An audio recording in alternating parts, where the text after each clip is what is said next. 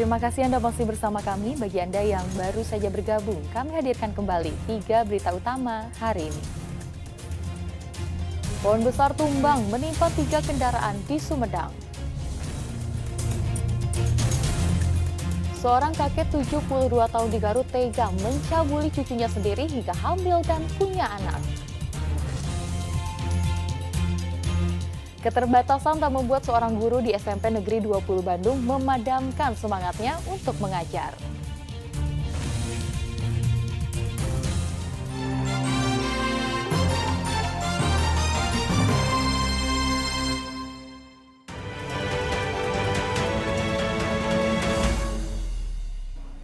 KPU Sumedang menerima ratusan ribu surat suara untuk pelaksanaan pemilu tahun 2024. Surat suara tersebut terdiri dari surat suara pemilihan presiden dan wakil presiden, DPD RI, serta DPRD tingkat kabupaten.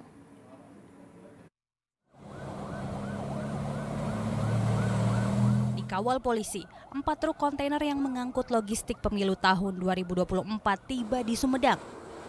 916.071 logistik berupa surat suara langsung disimpan di gudang 1 dan 2 KPU Sumedang di Jalan Prabu Gajah Agung, Sumedang. Ratusan ribu surat suara terdiri dari surat suara pemilihan presiden dan wakil presiden, surat suara pemilihan DPD RI dan surat suara pemilihan DPRD tingkat kabupaten, serta tambahan surat suara cadangan sebanyak 2% dari total keseluruhan surat suara yang diterima. KPU Kabupaten Sumedang juga memeriksa sampel surat suara dan memastikan kondisinya baik. Sedang pemeriksaan kondisi surat suara secara keseluruhan akan dilakukan sebelum didistribusikan ke tiap PPK dan PPS di Sumedang. Sebelum kami distribusikan ke tingkat bawah, PPK, PPS dan selanjutnya, itu nanti kami akan lakukan sortir, kemudian setelah sortir kami akan melakukan lipat. Jadi sortir itu bagian dari kami memastikan apakah surat suara dalam kondisi baik. KPU juga memastikan kondisi gudang logistik aman dan dilengkapi kamera pengawas. Sedang sisa surat suara yang belum datang, rencananya akan tiba di akhir pekan yang akan datang.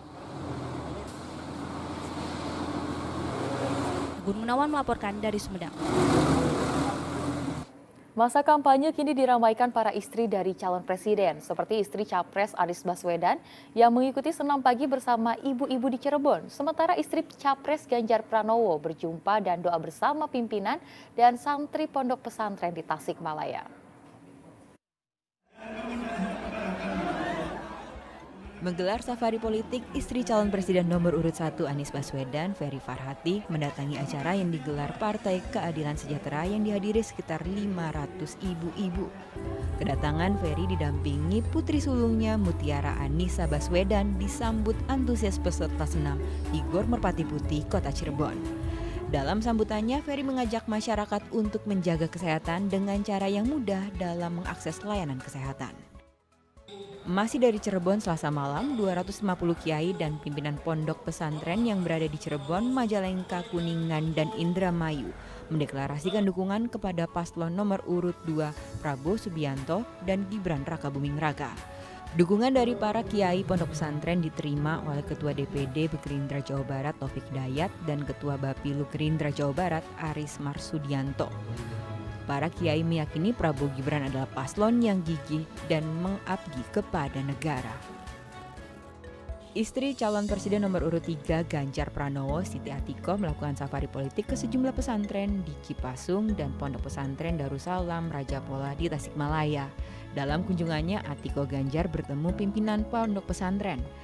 Digelar juga doa bersama dan istighosah yang diikuti ratusan santri pondok pesantren untuk kemenangan Ganjar dalam Pilpres mendatang.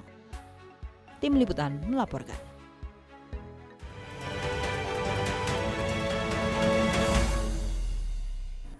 Meski memiliki keterbatasan, tak membuat seorang guru di SMP Negeri 20 Bandung memadamkan semangatnya untuk mengajar. Sebagai penyandang disabilitas daksa, Dharma ternyata mampu memberi motivasi bagi para siswanya. Sekolah Menengah Pertama Negeri 20 Bandung memiliki guru yang istimewa. Ia adalah Damar, seorang guru disabilitas dengan semangat pantang menyerah. Keterbatasan yang ada tak membuat Damar berkecil hati. Ia mampu membuktikan kepada lingkungannya jika mampu membagikan ilmu dan pengalaman yang sama seperti guru lain. Pria lulusan pendidikan Bahasa Indonesia dari Universitas Islam Nusantara ini pertama kali mengawali karirnya sebagai seorang guru pada 2019. Awalnya ia takut tidak mendapatkan reaksi positif menjadi seorang guru. Namun ternyata dengan menjadi seorang guru, Damar yakin berada di jalur yang benar karena banyak dampak positif yang ia dapat bahkan berikan.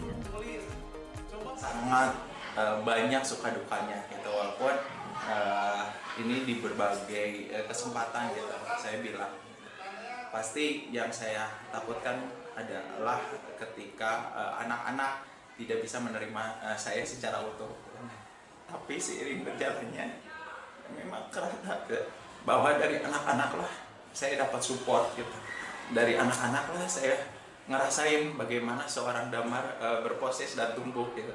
Dari sanalah juga saya belajar banyak, termasuk ketika saya menjabat di pembina OSIS. Di sanalah banyak sangat sukanya kita yang mengajarkan saya tentang arti bagaimana seorang Damar makin bercahaya, makin terang gitu. Bagaimana ketika seorang Damar bisa membagikan cahaya, membagikan harapan-harapan ke anak-anak. Di mata siswa, Damar adalah guru yang baik. Apalagi saat menjadi pembimbing organisasi siswa, Damar kerap membimbing para siswa dalam berbagai kegiatan. Saya kenal dari kelas 7, saya ikut organisasi OSIS. Di situ Pak Damar sebagai pembinanya. Waktu itu emang belum terlalu dekat lah istilahnya. Cuma makin kesini beliau tuh memberikan kesan seperti bahwa beliau tuh selalu membimbing anak-anaknya itu. Nah, walaupun beliau sudah tidak menjabat lagi sebagai pembina OSIS, saya tetap dekat dengan beliau. Bangga sih, soalnya kayak dengan kondisinya yang seperti itu, dia bisa jadi guru yang berprestasi, terus dia memberikan rasa nyaman kepada murid-murid yang diajarnya gitu. Dan beliau juga selalu baiklah kepada kita gitu. Dalam perjalanan, Damar pernah mendapatkan penghargaan sebagai aparatur sipil negara berprestasi di Kota Bandung. Rasa pernah dikucilkan saat masa kuliah kini tak lagi ada artinya karena Damar ternyata memiliki segudang prestasi. Baginya, jika memiliki mimpi maka ada kemauan, jika memiliki kemauan maka ada jalan. Muhammad Rizal melaporkan dari Kota Bandung. Dan informasi tadi mengakhiri jumpa kita hari ini. Atas nama rekan yang bertugas, saya Tia Anissa mengucapkan terima kasih atas kebersamaan Anda. Selamat beraktivitas dan sampai jumpa.